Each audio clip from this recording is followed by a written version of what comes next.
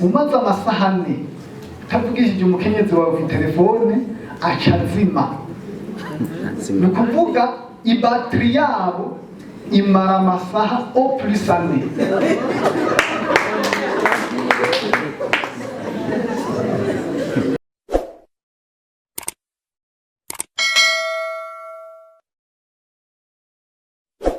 Qui est le promoteur? Nous regardons comment blessure. C'est le diable. Nimwiyumvire ingene ari tremana. Je ndagira ndababwiza ukuri. Ibintu turi muno munsi hatagize impindukiba. Nahatosubira gutuma abadayimoni na bamwe ari sure ko no mu myaka 100 afise abantu. Atagikozwe tudahinduye de strategy ngo tubone ko atari abantu babi ari umugwanizi yaciye aho hantu hose. Strategy zigera kure cyane zigera kure rwose ngo duhindure strategy. Mugenzi birashoboka y'amakuru mfise, birashoboka cyane, birashoboka kuko nishimikiza ikintu kimwe gikorwa Yesu yakoze ku musaraba. Amen. Kirakwiye kugira ngo umuntu yahuye n'ibikomere by'akamara maza, byo dibye by'akamara maza, bimwe nawe wumva mu bwenge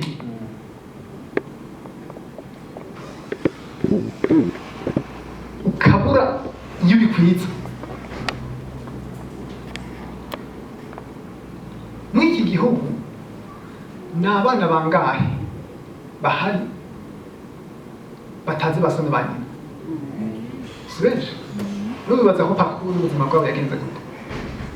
Mugabo Dieu est restauré, hari ntahe nyinshi. Namambona muri Bibiliya wa mukenyezi bafata sambana. Yesu yabigenje gute? Harubanza yamuciriye kubera yarazi bikomoka. Rero biradusaba n'urugendo by'ukuri. Aho muze ntibirashoboka, n'urugendo mugenzi, n'urugendo by'ukuri, sino bihakana. Twe na madame twama tugira exercice, twararondeye amaformation en rapport ni gute umuntu nk'uyo yokira yofite abagwa gute. Turamaze kubona intahe zingene Imana ikora ibitangaza abantu bagatabara. N'ukuri. Ariko bisaba urugendo. Nabo nibimvire bijya bikomere ushobora nko kuva ku mutwe ushika ku mano wiravye ugatije nta na hamwe hose nibikomere gusa. Niwe yumvira umuntu nk'umutwe mu bitaro bimara y'umwanya bisaba na traitement y'umwanya. Nganira ikintu ukora n'ikime cyihuta. Umwana mukira umugenzi mu mwanya mito office ushoboye. Abana afite imyaka ingahe? Umwaka umwe.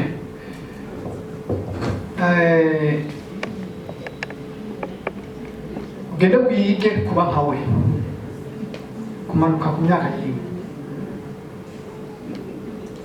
ube nkawe, ushitse ube nkawe. Ni ukuvuga ikimunezera mu mwanya mu kibanimo, ni ukuvuga ibyo nyine mito office ayige maximum ube mu buzima bwiwe ibyo nyine mito office.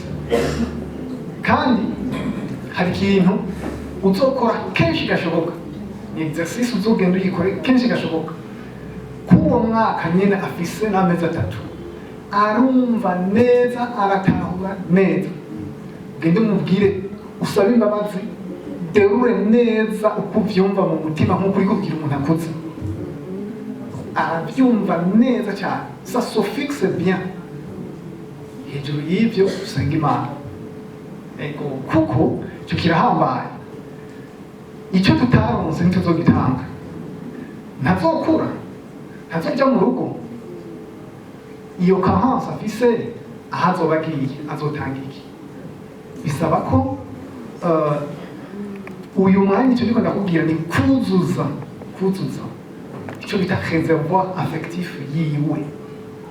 Sokuba kuzoca wibagira mukuru uko uzogenda akura bana nawe gendana nawe kenshi ba mu buzima bwiwe kenshi musengere cyane muri kumwe bisana muracaryamana nawe wala bana nawe kenshi mufumbatire kenshi fete eseye yuko umwuzuza mw'icyo gice cy'ubugingo cyiwe akumva ubeyo isako neza akivuze neza mu buryo bwiwe urugo ni umuhamagaro bantu mukorera imana muvuga ngo mafise imihamagaro nta muhamagaro uruta urugo kuko urugo nirwo ruzoshiraho irya shengero ufise mu muhamagaro aho kantu mukasurinya ahantu neza ubutumwa bwose ufise buzoshirwa mu ngiro n'urugo rwawe urugo ni umuhamagaro urakoze imana iguhezagire ikindi kiravyiga rwose uwo muhamagaro umaze kuhaba imana ikiguhuza n'ibyo ukeneye mukumvirize neza igihe urugo rugize umuhamagaro ikiguhuza n'ibyo ukeneye kugira ngo ububake neza ibyo turabizi neza n'uyu iyumvire mu jene do 21 ariko yumviriza yagatwubake saa 3:30 y'ijoro twayimenye gute twumviriza radiyo Burundi izo langaje d'amour navuze nazimenye kuri Google vy'ukuri y'urugo rugize umuhamagaro iraguhuza n'abafisi ibyo ukeneye cyangwa ugahura ku nzira yawe n'ibyo ukeneye ako kantu mugatware siribuke urugo mu rugira umuhamagaro hari akandi kantu avuze karyoshe ko gukebura abagabo abadamu n'abagabo muri hano bandi bahezagire cyane abahinga bavuga ko mu by'ingo n'imibano umaze amasaha 4 utavugishije umukenyezi wawe ku telefone acazima umaze amasaha 4 utavugishije umukenyezi wawe ku telefone acazima ni ukuvuga ibatiri yabo imara amasaha au plus ane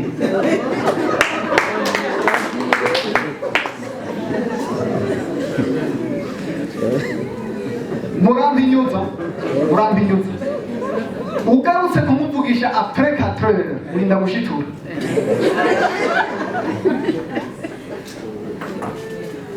ako kantu rero mugatware mumenye ko leur batterie pas plus de 4 heures un petit message simple atatu yambura kumeye bimeze neza mucokoze igihe target uzoburambinyuza wavuze ko mariage arakazi sivyo jewe nza mu rugo nje gukora akazi ko kunezereza uyu nabaza mu rugo aje gukora akazi ko kunezereza jewe bica bigutera kwiga ni igiki cyo kunezera kandi ako kazi twewe n'ubuzi ntitugukora cyane ntitwabukoze ibyo ntituzokora ubundi kariya kazi wakagiyemo uzi byose igihe uheze ishuri ko warose ubwa mbere ubwa kabiri ubwa gatatu ubwa kane ubwa gatanu irya mission utsindira isoko ujye ubizi byose none ntucubyiga ushitse pourquoi pas il suffit kugenda uvuze ati ntegerezwa kubishobora ko ntabishoboye hiriro kakarorero jewe nza mu rugo ntaje kwakira aho nje gutanga sivyo kuko nje kwakira hera nteza amaboko uko nawe nje kwakira nteza amaboko uko nindazoroha mugabo njewe nje gutanga mubona ari ndabura hano mabura aka karorero rero kari n'ibintu byinshi kuko ucumubaza muri igihugu runezeye ko nakoze ibintu unezerwe ni igiki nokora kugira unezeye acha kubwira nawe uko nyene il suffit ko ugira prise de conscience changement de mentalité imashini idahinduka. Nimba bayikoreye gusya ibigori ari ibigori gusa, oya, ndi umuntu qui est prêt au changement. Nawe uko nyene Yesu abahezagire. Ndabashimire cyane. Menya iyi munsi yakivuze sinzi uwo ari we. Abantu bose baje ngaha burya umutwaro w'umuryango barawufise. Abantu bose baje aha barafise umutwaro w'umuryango. Ni ukuvuga ibyo turiko turiga hariho, ndabizi neza, uzobiyangisha n'umugenzi, uzogenda bigufashe nawe ubifashisha abandi. Natwe niko byagenze. Ibyo twaronse twatangiye kubiha abandi bukiye buke birabafasha, genda kwira hirya no hino, et voilà, no ngaha. Rero iki kigwa ngira ndabasangize ni ikigwa gitumbereye abagabo twebwe umutwe w'urugo, mugabo kandi kiraba n'abakenyezi. Ni ikigwa kimeze nk'ikigumye kirangumira kwigisha, kuko kivugwamo ibintu bita gupfa. Gupfa nabyo nta muntu n'umwe ashaka gupfa, mugabo hari ijambo ry'Imana ngo y'agatete katavuye mu ivu ngo gapfe, hama mu nyuma kakagira gute, kakanaga ntigashobora guhunda ngo ivyama vyinshi. Rero tujane mw'uyu mwanya mutoyi, ni experience, ni nk'intahe yaje na madamu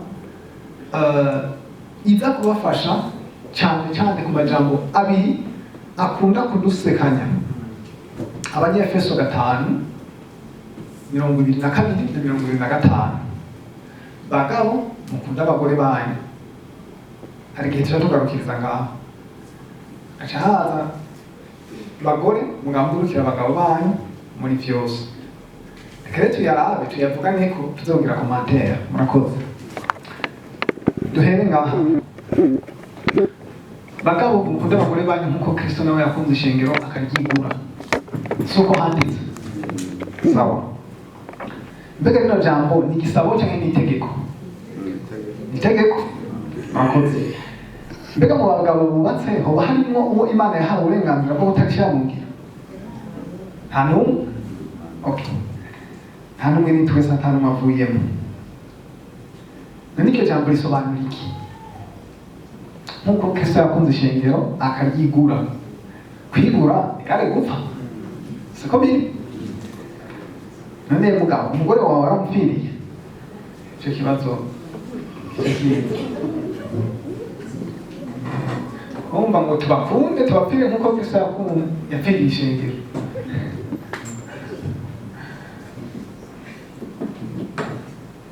Nibaza ko ataco nongeye ko ntaco nakuyeko twagiye. None gupfira umugabo bisobanuye, gupfira umugore wawe bisobanura iki? Gupfa bisigura kwakwa ubugingo bwawe. Gupfa kwa Yesu yahebye ubugingo bwiwe ku bwacu. Tubisanga mu cete cya mbere Yohana yanditse 3:16 ngo iki nico kitumenyesha urukundo, nuko yatanze ubugingo bwiwe ku bwacu, natwe dukwiye gutanga ubugingo bwacu ku bwa bene data. None mushingana, natwe dukwiye gutanga ubugingo bwacu ku bwa bene data. None hari mwene data ufise wundi adasumba umugore wawe? Mwene data wa mbere si uwo mukenyezi wawe. Gupfira umugore bivuga rero ngo ni kugira icyo uhebye kubw'umugore wawe. Nicyo bisobanura mu ncamakeya.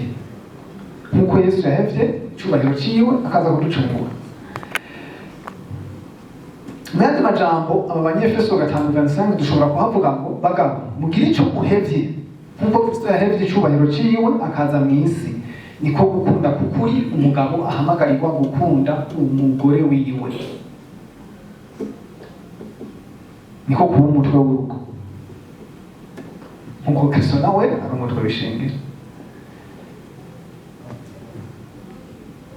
Mu cete cya mbere cya Yohana nyene 3:18 avuga ngo bana bato ntidukundane mu majambo canke ku rurimi, ariko dukundane mu byo dukora no mu kuri. None gupfira umugore wanje kugira icyo mpevye nkagiheba kubw'umugore wanje kugira ngo ndamukunde nk'uko Kristo yakunze ishengero akaryigura vy'ukuri bisobanura iki? Reka rero tubahe intahe yacu canke ndabahe intahe yanje canke intahe yo gupfa kwanje. Wowe ubivuga warapfuye, wala ico kibazo ushobora kumbaza, ndabahe intahe yanje. Hariho rero uburyo butanu twabuvuze mugende mubitwaye, le langage d'amour bwavumbuwe n'abahinga mu vy'ingo n'imiryango ko aribwo bugaragaza urukundo ufitiye uwo mubakanye, kandi na Bibiliya irabishingira intahe. Les 5 langages d'amour. Imvugo ya mbere twavuze ko ari les paroles valorisantes, amajambo y'agaciro. Hari uwo dusomera Abanyefeso 4:29. Abanyefeso igice ca 4 ku murongo wa 29. Amajambo y'agaciro. Êtes-vous du style à aimer qu'on vous complimente, qu'on vous dise des mots d'appréciation? Waouh, tu m'impressionnes, tu es très jolie aujourd'hui, ta présence me manque tant. Comme tu es belle, mon ami, comme tu es belle, tes yeux sont charmants comme des colombes. Si ivyo none twavuga muri fiançailles, none ubu turacyabivuga abagabo. Kandi abadamu barakeneye cyane ikintu bita les attentions et les appréciations. Kumubwira ko aberewe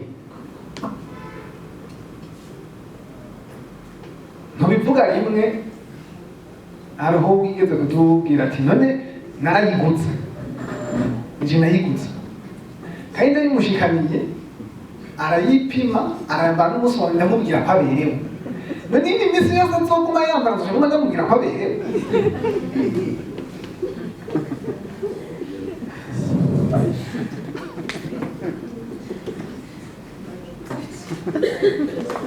Je t'aime ko mukunda. Undi yaciye atubwira ati umunsi bizohinduka nzobikumenyesha. Umufate ko ndagukunda none hari nahinduka. Umunsi bizohinduka nzobikumenyesha.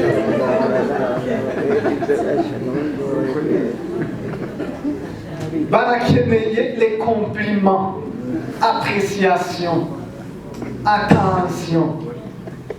Igihe cyose kenshi gashoboka. Amajambo y'agaciro saba kenyezi gusa bayakenera. Abakenyezi bayakenera sous forme d'attention et d'appréciation. Abagabo nabo bayakenera sous forme d'abone appréciation irimo no kumugirira confiance, kumufitiye icyizere, kumutera intege, l'encourager. Amajambo y'agaciro.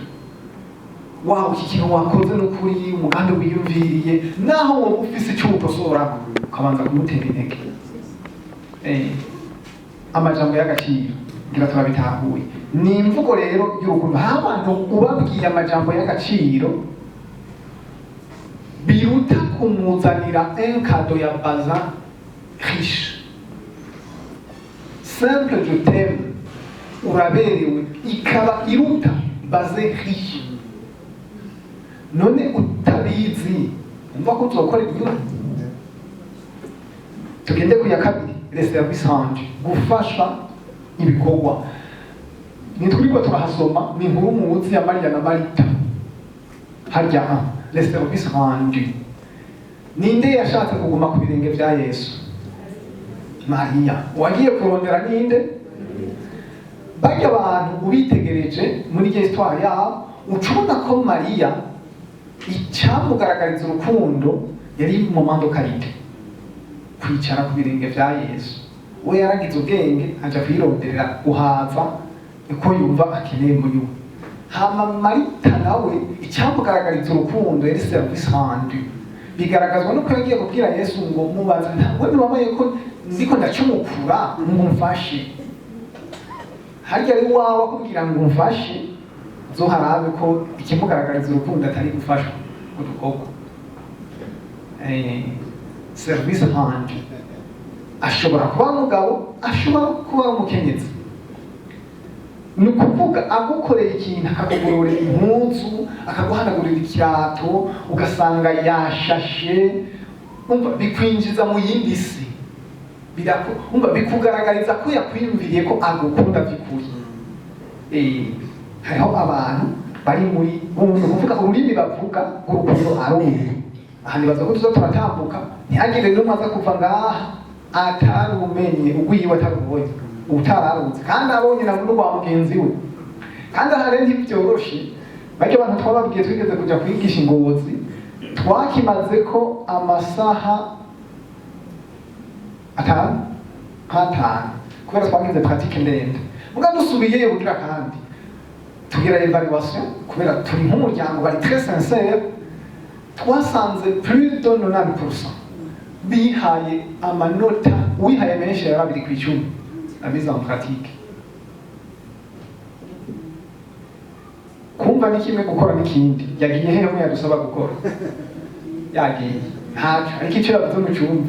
Kumva ni kimwe gukora n'ikindi. Tuje ku mvugo ya gatatu, moment de qualité. Moment de qualité ni hamwe wumva uwo muntu ko mwicarana avec toute son attention, ata telefone, akuraba mu maso, aguteze yompi,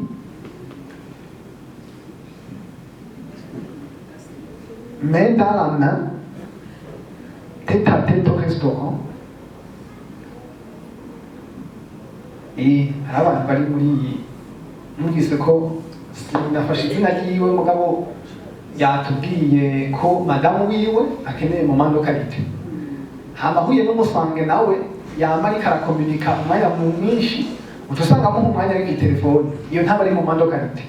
Uza kuyisanga ari moment de qualité ukeneye kuyiha mugenzi wawe uyimuha sans telefone atanama gahunda yandi ari nyuma.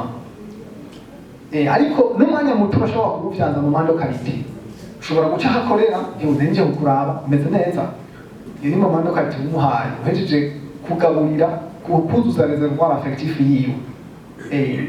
Dukomeze kuri les cadeaux utuganuke. Ushobora kuri mu gwa abantu bakunda ama surprise à apprécier les cadeaux, que ce soit acheté ou confectionné, le prix importe peu, c'est le geste qui compte.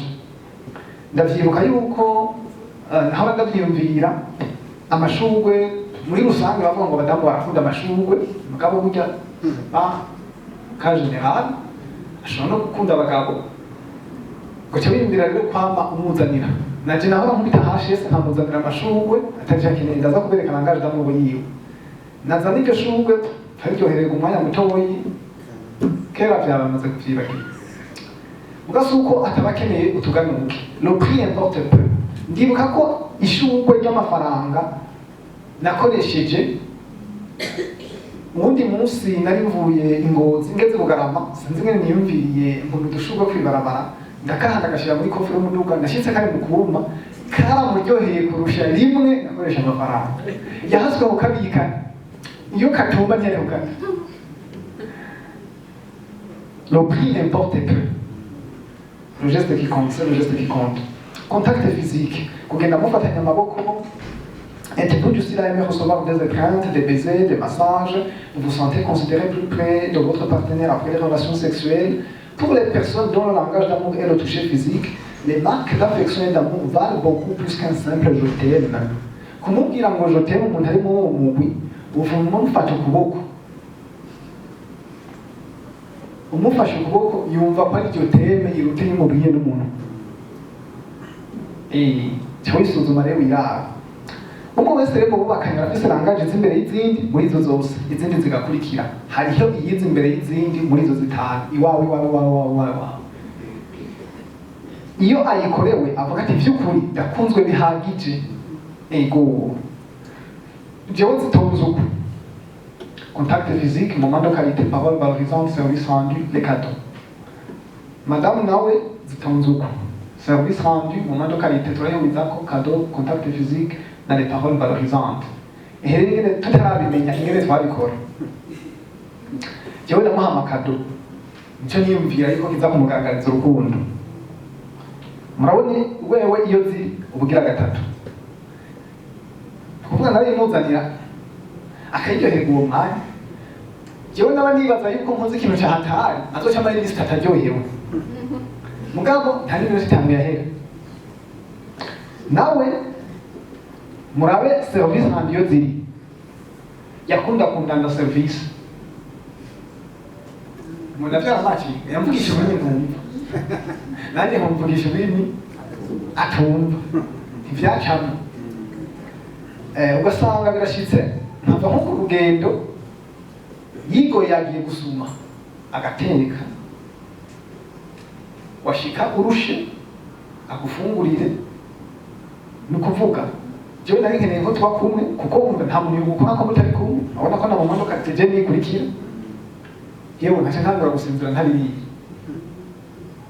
wibaza ko yaca yimva gute igikomere avec sacrifice nagize jewe nyine kw'isoko mu gikoni ainsi de suite voilà nanje urumva niko vyagenda nigoye ngo nzanye ishurwe azomara iminsi 3 aryohewe n'iminota 5 ntihe ashana nzokora iki kugira ndamunezereze muga tumaze kubimenya tugaca tubikorerako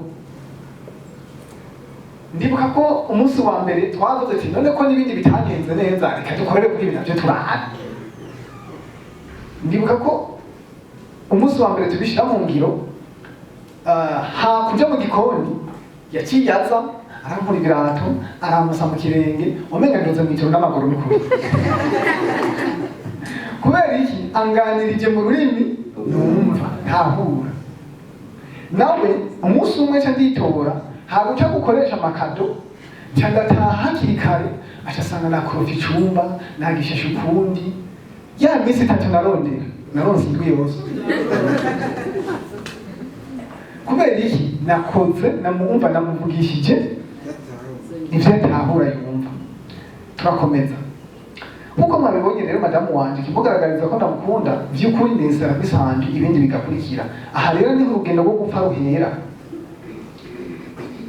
navyise gupfa kubera ibyajambo bidusaba Yesu yaragize cyaheba nawiyumviye jewe twabanye na madamu narakora cyane narakora rwose kuko ndibukana 2 ans avant notre mariage naragize surmenage ivuye ku kazi kenshi manjinye kugira surmenage à 23 ans kubera ibikorwa byinshi kuko niga nkora kandi amasaha make atabura yari 18 sans hambara icyo gihe ngirisha amaformation menshi kumurwigira gatatu vraiment ndigirikare bira shundu kataheze kubera ahantu narindi narahagurutse ngo ngiye kuruhuka na tennis ga kuruhome niro tutengeze muri hôtel militaire ariko banjije mu cyuma nuko mugabo mu nyuma rero yumvira uwo muntu afite ritme yo gukora nk'iyo hama akeneye kuja gufasha umuntu kugira ngo agaragaze urukundo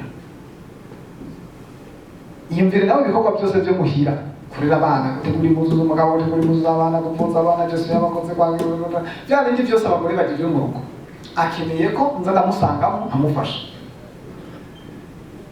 ibyo rero byose tudondaguye madamu kizomugaragariza ko ndamukunda by'ukuri nuko ndabimufasha nicyo kizotuma urugo yajemo kwiyumvamo bitari uko kuruvamo niyo mahitano meza kuri we bamwe n'abandi kumva zitandukanye biragoye ko baruvamo bagaca bahukanira mu nzu hamwe ntibasangira icyumba ahandi bakama bararana impuzu cyangwa bagaca bamana umugambi wo kwitahira mu ijuru iyo uburemere bwashishikaye kwiyongera ngaho rero yumvire nawe bino bintu bikenewe ku mugabo w'umurundi yakuriye mu muco w'ikirundi none ntapfuye burundu hakareme ku wundi mugabo muri jewe vy'ukuri uwo mugabo ku isi nzima ivya niyo nkinzo yo mukurahe uwo mu muntu hamwe ni mumbari fise umugenzi ni couple y'abagenzi mu ndwi ya mbere bakibana sinzi uko turabivuga naho tutaba tubizi la femme abwira umugabo ati je nukuri numva ikintu nkorera kikanshika ku munyota nuko uzambwira amajambo meza nawe utaha ati nukuri rero ndakubwire hakiri kare ivyo ndabifite mu mutwe kuko uwo muntu si jewe uzomuronderera ahandi uwo muntu si jewe yumviriye myinshi yo mu ndwi ya mbere kandi ubakoze urugendo rw'imyaka indwi kandi ukurikiranye kahise kabo ikanukura ayo majambo yayakurana nawe nako ntayo yavuga yabuze yironkera wambwa we wagapfa wihamba umva ibintu nk'ibyo. Nicyo gituma bidusaba gupfa hakaboneka uwundi muntu muri twebwe. Inkuru nziza rero nyarutse byarakunze kumva madamu wanjye araronka undi mugabo aremetse muri jewe yujuje ibyo bintu akeneye kugira yumve ko akunzwe. Mumere Imana amashyi menshi cyane. Iki gikorwa nticyabaye igikorwa cyoroshye simbuka ndagishimira Imana rwose nzabaye inkomezi zanje ati byagenze gute rero cyangwa byifashe gute. Aha rero muhitondere uko abagabo baza kuntera amabuye ndabitwarira kuko azoba ariko atera amabuye ikiziga cy'umugabo nari kera ikiziga nacyo nama mbona cyubahwa cyane n'abasoda barahagarara bagakubita amasaruti ndabagabishije rero hakiri kare. N'abagore nuko ntihagire uca yihenda ibyo agiye kumva ngo aca bifata nk'ikigwanisho ajana ku mugabo wiwe. Oya attention, naho wowe ufise amarira menshi genda ukomeze uyaririre hahandi nyene Yesu azogutabara. Ndabona ndiko ndasasa igitanda kandi shaka nsanga sasa neza kumusumvya bikamuryohera rwose waba uzogende mu mahoteli akomakomeye baguha akazi.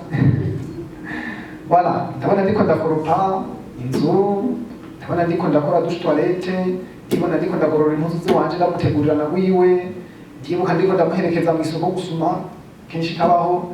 Yumvire rero umuntu amakora amasaha menshi nkayo ari ako travail, nta kintu canje aho kumuherekeza mu isoko kuko iki kintu murabizi namwe abadamu si bose ndibaza mugabo ari mu mugabo w'abantu bazi kumarashanda cyane n'isereri arayimarashanda nanje ngiye mu isoko ni tudwa obut nta minota itanu aca nonona amahera menshi akeneye ko ndakimuherekezamo. Byagenda gute sirvupesi ni seramo ni gufa vrema ubwenge ndabusiga muhira kuko ndamutwaye ndaca nguma mparira nawe oya muhaye mahera muhemwe nanjye umva sico canjanye vyasaba ko ubwenge ndabusiga muhira jewe nagiye kumuherekeza no kumutwaza 1.7 sesamo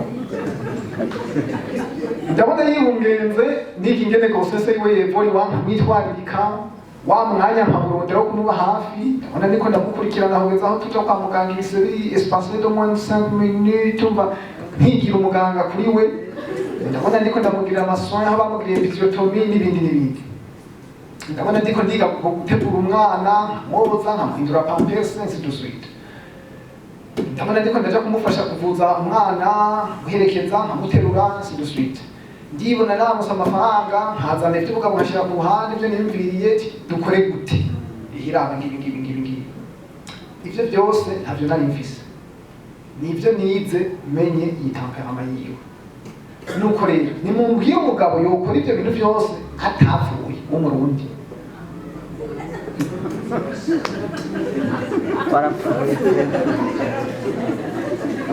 utapfuye ngo harebeke uwundi muntu njyane muri wewe mushasha wundi. Ndababwiza ukuri jewe narapfuye ndihamba ndica ku mazi nogira ndiganduka atanu wumfashije n'umwe ni mume pole kweli. Voilà, kandi rero nta rupfu rubabaza nko gupfa wumva kuko ndapfa numva c'est moi-même qui me soumettais à la mort. Ubona ingene uri kurapfa bisigura iki? Ibyo bintu byose wumva mvuze ntavyo nari nsanganye muri jewe navyize maze kumenya langaje mu zacu indimi zibiri zitandukanye. None wumva rien ne va marcher. Abagore bose rero nkuko ariko arabivuga langaje ndamuhiza imbere si service rendu oya pas du tout. Abagabo ntibace bumva yuko nabo bazoca bategereza kwiga gukora nk'uko wanje oya naho mukurikirane kw'ingene zitonda ibirimo bobo muri rusangi barakeneye les attentions les appréciations kuba accompagner baragikunda ndabizi mugabo bose sico gitangura. Iyo ariyo yose uzosanga rero ari ya mbere burya kugurisha mu ngiro bizogusaba ikiguzi kwitanga kugira ico uhevye mu yandi majambo gupfa. Kandi mwibuke ko ijambo ry'Imana ribidusaba si jewe ndiko ndaribasaba. Mujya mugenzi wanje nababwiye ayo majambo atayarafise nta bazo dodoni yari yarafise muri we yari bisaba ko ajya kwiga gushasha kuyavuga. Iki kigo nicyo cyamufashije. Nta burenganzira ufise bwo kubyanka kuko Imana niyo yadutegetse ngo bagabo mukunda abagore banyu nkuko Kristo nawe yakunze ishengero akaryigura. Yesu yahevye byose ku bwacu, nawe gerageza utege iyo tambuko. Gupfira umugore muri ubwo buryo birimorera inyungu zikomeye. Ni ukuri mwagira ndabatera intege cyane, ntuhave wumva umengana umusaraba. Yesu cyatuma agira courage yo kuja ku musaraba nico yabonye imbere. Rero namwe nimurabe ibiri imbere, ibiri hirya yo gupfa, hirya yo gushira mu ngiri, c'est vraiment extraordinaire. Ubwa mbere ubushikije ijambo twahereyeko ni ukuvuga gukora ijambo ry'Imana ridusaba bituma tuzoshikana mu ijoro n'abagore bacu, kandi no ku isi bari bumva ko bakunzwe. Iyo ni inyungu ikomeye. Inyungu igira kabiri, umugore acamugangurukira abitewe n'urukundo rw'uko wapfuye ku bwiwe, nk'uko natwe tugambukira Kristo tubitewe n'uko yadupfiriye ku musaraba atari ku bw'itegeko. Havuga ngo mu Banyefeso 5:4 ngo bagamburuke muri bingahe. Akabazo rero naka iki gicapo mu kihe niko biri, kuko aya majambo Pawulo yatanze kuri Kristo n'ishengero. None Kristo tumugamburukira ku bw'itegeko cyangwa kubera urukundo yadukunze akadupfira ku musaraba? Si urukundo. Amategeko ya Mose yemwe ntiyari yarananiwe. Birya umushinga ntayo wifuza ko umudamu wawe ashika ko akumvira, ni experience bekije yewe. Naho mbwira Imana n'Imana kandi nawe ndamubwira shira mu ngiro y'irya jambo wapi. Mugo umunsi nakoze irigi wanje nabonye byikora. Ni ukuvuga nawe shavuga ati none umuntu yubahuka agakora ibintu nk'ibi, umuntu anyitangira ngo niki kintu akora kubwiyo. Nk'uko natwebwe turabe igikorwa cya Yesu ku musaraba tuvuga ati no aho tuwo ntegerezwa nanje kumugaragariza urukundo nk'uko yankunze. Naho ntoshitse aho yagejeje ngo je dois me forcer. Bashinga dutegereza kubashikana aho hantu batugamburukire par amour et non pas par obligation. Ego gatatu yindi nyungu, urugendo rwo muri Afrika y'Epfo wamara ugenda neza cyane kuko ibarabara rijyayo ryama rimeze neza, nta rinogo nta dodane umenga ryubakishijwe zahabu. C'est une vie sexuelle épanouie. Muca mumviva une vie sexuelle épanouie. Nimba hafize ikibazo aha hantu ta vie sexuelle, mugabo uragenda ukora iki kintu, genda wige gupfa. Ni inyungu ikomeye. Niko kwashobora kuba hari ibindi bibazo, uburwayi kanaka, des esprits maléfiques, twama twabibonye, mugabo ndabizi neza dans les conditions normales. Parce que turatandukanye abagabo n'abagore. Abagabo turi sensible à la vision, kuraba. Ni ukuvuga ndabaha akarorero, tuvuye muhira dufite ibikorwa bitanu tujya gukora twese, tukava muhira tukaja mu kazi, monsieur madame, hama wewe ugashobora guheza ibikorwa bibiri. Umva byari ibikorwa dufate bifite nka 100 kilo byose duteranije, ugaca utaha hashobotse 40 kilo arizo wakubiyeko. Nawe yagiye uko nyene atashe atamumva watanye 60 na watanye 60 nawe muri bitanu yajanye agarukanye bitatu bitabaye realize. Ni ukuvuga mwese mufise un poids de 60.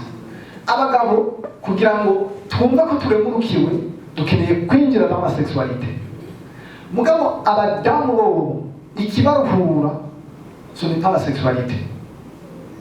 Bakeneye kubanza kuruhuka imbere yo kwinjira dans la sexualité. Nous il y a une différence. None ni giki wewe ukora mugo butanu kugira ngo vive une vie sexuelle épanouie. Il suffit yuko ubanza kumuganiriza muri yamvugo y'urukundo yiwe, uhejeje guhungura bwa buruhe bwose. Comme ça nawe ugashobora kuronka umwanya wawe. Nuko bigenda byoroshe uko. Yego hagi uhava avuga ngo byoroheye kuguma ariko barabikati kuzombwira tugende kuyangungira kandi umunezero mwamana utuma ata ngwara zamba mu mibiri yanyu. Iyo muviva une vie sexuelle épanouie, hariho hormone bita ocytocine ica yama yisuka mu mubiri. Iyo hormone bita ocytocine ituma muri Migani 17:22 umutima unezerewe ni umuti ukiza. C'est la science. N'abaganga barabizi bari hano. Unezerewe ushavuye ni ukuvuga unezerewe hisuka ocytocine, ushavuye hisuka adrenaline. Adrenaline ideturiza amasero y'umubiri, ocytocine arayaramforce. Nuko bimeze. Umutima unezerewe umuti ukiza. Ni ukuvuga wa mugabo we niwa shika ku rugezo rwo gupfa ugashika ahantu wo kumuyagisha mu mvugo yiwe y'urukundo, uzoba wungutse amagara meza mu muryango. Yamahera twaba tujana kwa muganga tutangura kuyasuprima. Kandi dans le couple, monsieur madame, mumerewe neza, muryohewe, ni nk'imvura iseseka ku bana. Iyo etat d'âme yanyu ibashungurukira koko nyene. Nimba ari ocytocine itembera, ibashungurukira koko nyene ikabaha amagara meza. Nimba ari adrenaline itembera, ni ishavu ribajako. Usanga wa mukuru utabizi n'ingene vyagenze. Gatanu ni ikintu gikomeye. Ubutanguye urugendo rwo kurema igiseko gishasha. Briser une malédiction générationnelle et démarrer une bénédiction générationnelle. Kuko uwo muntu mushasha ubaye ntaca bahurije ko niwe wakomoza. Iki kintu kirahambaye cyarantangaje. Nagiye kwisanga usigaye ndi unique mu muryango. Bakavuga ngo nijya mu vyagenze gute. Kwatakimeze nka twebwe. Nta trait de caractère n'imwe tubona yo kwasogokuru cyane kwa naka. Arabizi uwo hasanga yumva nsigaye ndi kwa nyine nabaye gute. Ni ukuvuga vyarantransforme ngiye kundi muntu. Kuhaje bagenzi. Abana Imana yabarungikanye ku isi baca baronka umuryango mwiza bakuriramo baronka ibikwiye. Kakazi. Kuganira mu mvugo zanyu z'urukundo n'igitoro mushira muri mwebwe kibajana gukora kakazi k'urugo, kakazi ka mariage, spirituellement, émotionnellement et physiquement. Inyungu zirahambaye. Abarizo mwiyumvira cyane muzihahamire bizobatera gupfa vyoroshe. Murasenga Imana mukumvirwa. Ego, murasenga Imana mukumvirwa kuko cyo gusenga bikomeye. Ni association y'abadamu ni umutwaro mu wakire ndawubahaye. Babyumvireho nanjye ndabyumvise. Uyu mutwaro s'il vous plaît. Jewe urampangayikishije sana kuko j'ai constaté que hari inyigisho nyinshi ku badamu pas ku bagabo. Urabona ko ngaha abagabo twe turi bakeya. Hama ikindi naho mu rugo umukenyezi n'abana bazoba abamarayika, ariko umugabo atubakitse neza ngo ashike kuri urugezo ntihazobura umunsi n'umwe abamarayika bazorara hanze. Sinzi ko mucumvise icyo gihe. Naho baba abamarayika umukenyezi n'abana, ariko umugabo atari kuri urugezo ntihazobura umunsi n'umwe abamarayika bagira ingorane. Abagabo turakomerewe gutya. Mani bidushobotse. Dusozere rero abagabo ndabifurije urugendo rwiza rwo gupfa. Muzoba mushikije imigabo y'Imana mw'isi n'ukuri. Muzoba mushikije imigabo y'Imana mw'isi. Icatumye Imana iri mu muryango muzoba mugishikije. Hagire udusomera rero ya majambo tuyasozerere ko Matayo 19 10 gushika kuri 12. Matayo 19 10 gushika kuri 12. Urumva ko bamubajije ikibazo gikomeye na wene, ariko mushobora kubyemerana yemere birimo umugisha mwinshi cyane. By'ukuri birimo umugisha mwinshi. Nta mugabo n'umwe mu nyuma ukibitangura biraryana birababaza. Emwe biragucanisha mu mbere n'abagenzi n'ukuri. Yego kora de fréquentation usanga wahevye hari ibintu usanga uri kurakora utakora umva ukishyira ku rundi rugezo mugabo by'ukuri urwo rugezo uri kurajako ni urugezo rwiza cyane imana izokunezererwa ikugirire neza igukorere ibiruta cyane ego kuko uno munsi turaryoherewe urwo cyane kurusha uko twanatanguye mukomeze muri dusengera muri dutera intege murakoze. Ikindi ku bakenyezi kugira byorohe cyane ko umugabo apfa byoroshe birasaba ko natwe dushira mu ngiro ikituraba umwe wese agakora sa part hama dangaida munsi twe tuzifise twenyene nawe nijya yiwe ukwiye gushira mu ngiro naho byoba byamunaniye wewe kwishira mu ngiro mufashe ni wayishira mu ngiro zomuteye nawe upfa gushira mu ngiro imwe yiwe byoroshe ese abaheza ki umuntu gize umugenzi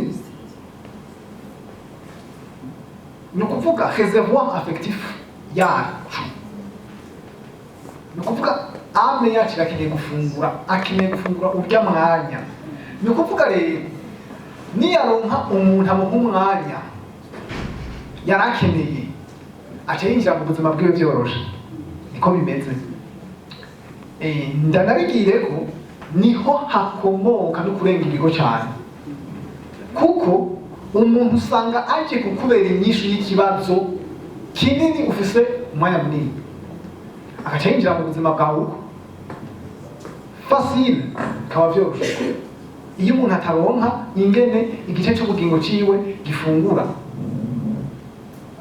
umuntu akabaguye mu isanganyiko rero imana izokugirira neza ego akuronkera umwanya umwanya muba kurugo neza tukamuyengayenga bishoboka akazoja mu iryo shure akabimenya niyo yari meilleure leçon niyo yari inzira nziza kandi nayo nzira nziza kubera tant que ukiri mu isi mu kibana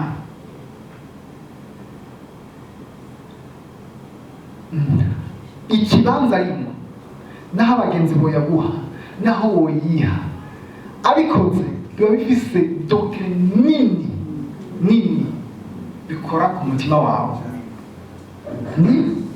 ni ukuvuga rero inzira nziza y'ukuri abarundi muri rusange dukenye turibagira yuko ntabyo usanga biturimo mbwa ntitumenye ko tubikeneye umubiri ugizwe na esprit âme et corps kurya le corps ikeneye le sport nibaza ko twabaye evoliwe ubu tuzi ko sport ikenewe n'est-ce pas utayikora bazoyimwandikira nta ngorane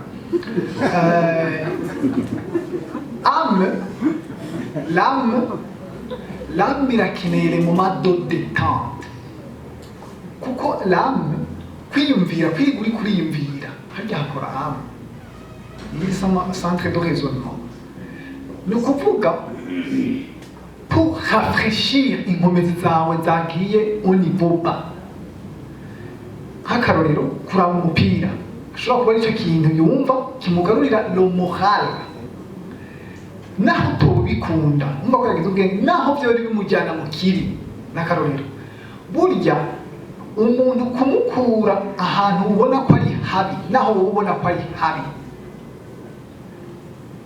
ntuvugisha umuntu ngo ukwege n'ikiziriko ujyayo gushayura ushikayo hama mukaniyaga numvise ingene ico we kimugarurira mu muhanda yagiye kukibamo nawe ico kimugarurira mu muhanda agaca kiba muhango tu n'ubwenge sinzi umwe wese dans le couple gerageza murondera ikintu vos moments nimba ari sport ensemble nimba ari marché ensemble jeux babona nk'aba Pentecôte les jeux nibaza ko bivanye n'ama environnement twakuriyemo cyangwa twabaye mu mwanya munini les jeux nizoba zicisha ubwenge dikunda kuziha agaciro ngibaza ko ndaba nk'akarorero les jeux de cartes ou jeux de dames twakuze mu makominota amwe n'ababyeyi bakubonye ubikina kuko byakora abantu b'abavoye ugasanga bariko babikina bariko ari akamari ugasanga tendance kimera nabi mugabo je n'uyu twicaye turiko turakina jeu de dame barantsinda kenshi biramfasha ndatugarura mu muhanda kandi tuhakura ubwenge bwinshi birimo ibiharuro byinshi jeu de carte nk'ubu kugira ngo turafise nk'umwana wa kabiri afise batubwiye yuko we ari mu baba phlegmatique yiyumvira birasaba akanya kugira tumudugirize kwiyumvira cyane ni kuvuga nk'ubu le jeu de carte twarazimwinisiye ko kugira ngo bikunde yiyumvire gusa gufata umwanya wo kurefreshisa kuko yari umunebwe wo kurefreshisa icyo ni ikintu umva c'est la science mugabo urumva nk'iyo yaba tuta prefere iyo jeu ntitwarakumenya kwifasha n'umwana ibintu nk'ibyo murakoze cyane